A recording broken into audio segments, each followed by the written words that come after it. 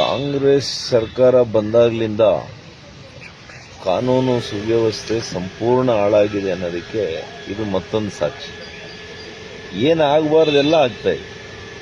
ಒಂದು ಕಡೆ ಮರ್ಡರ್ಸ್ ಆಗ್ತಾ ಇದೆ, ಡೇಲೈಟ್ ಮರ್ಡರ್ಸ್ ಆಗ್ತಾ ಇದೆ, ಸೂಸೈಡ್ಸ್ ಆಗ್ತಾ ಇದೆ, ಆತ್ಮಹತ್ಯೆಗಳ ಹಿಂದೆ ಶಾಸಕರಿದ್ದಾರೆ ಅಂತೇಳಿ ಡೆತ್ ನೋಟ್ ಬರೀತಾರೆ. ಅವ್ರ ಬ್ರದರೇನೇ MLAಗಳು ಇದರಲ್ಲಿ ಭಾಗಿಯಾಗಿದ್ದಾರೆ ಅಂತ ಹೇಳಿದ್ದಾರಂತೆ.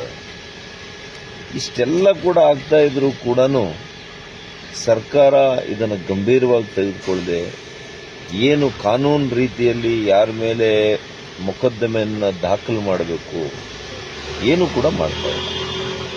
ಯಾರು ರಕ್ಷಣೆ ಮಾಡಬೇಕು ಅವರೇ ಇವತ್ತು ಈ ಕೃತ್ಯಗಳಲ್ಲಿ ಭಾಗಿಯಾಗ್ತಾ ಇರ್ತಕ್ಕಂಥದ್ದು ಈ ರಾಜ್ಯದ ದುರಂತ. ಇವರಿಗೆ ಏನಾದರೂ ಜನರ ಮುಂದೆ ಮತ್ತೆ ಹೋಗಬೇಕು ಅನ್ನೋದಾದರೆ ಕಾನೂನು ರೀತಿಯಲ್ಲಿ ಕ್ರಮ ತಗೊಳ್ಳಿ.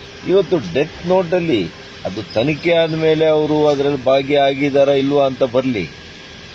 FIR ಅಲ್ಲೇ ನೀವು ಹೆಸರು ಹಾಕಲ್ಲ ಅಂತಂದರೆ ಪೂರ್ವಗ್ರಹವಾಗಿರ್ತಕ್ಕಂಥ ಒಂದು ಸೂಚನೆಯನ್ನು ನೀವು ಪೊಲೀಸ್ನವ್ರಿಗೆ ಕೊಟ್ಟಂಗಲ್ವಾ? ಆ ಅಮಾಯಕ ಯುವಕ ಇವತ್ತು ಅವರಿಗೆ ಕುಟುಂಬ ಇರ್ತದೆ, ಪಾಪ ನಾಳೆ ಎಂಥ ಭವಿಷ್ಯ ಇತ್ತು, ಉಜ್ವಲವಾಗಿರ್ತಕ್ಕಂಥ ಒಂದು ಯುವಕನ ಭವಿಷ್ಯವನ್ನು ಇವತ್ತು ಯಾರು ಕಿತ್ಕೊಂಡಿರೋದು? ಇದು ತನಿಖೆ ಆಗೋದು ಬೇಡವಾ? ಆ ಹುಡುಗ ಆತ್ಮಹತ್ಯೆ ವೇಳೆಯಲ್ಲಿ ಆ ನೋವಿನಲ್ಲಿ ಯಾರೇ ಆಗಲಿ ಸಾವಾಗುವಂಥ ಸಂದರ್ಭದಲ್ಲಿ, ಸಾವಿಗೀಡಾಗುವಂಥ ಸಂದರ್ಭದಲ್ಲಿ ಸುಳ್ಳು ಹೇಳ್ತಾರ?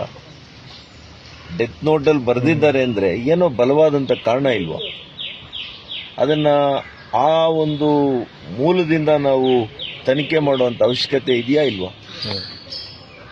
ಹಾಗಾಗಿ ದಯವಿಟ್ಟು ನಾನು ಈ ಸರ್ಕಾರಕ್ಕೆ ಆಗ್ರಹ ಮಾಡ್ತೀನಿ, ಇಂಥ ಯುವಕರ ಬದುಕು ಜೊತೆ ನೀವು ಯಾರೂ ಕೂಡ ಚೆಲ್ಲಾಟ ಆಡಲಿಕ್ಕೆ ಇದು ಅನಾಗರಿಕ ಸಮಾಜ ಅಲ್ಲ.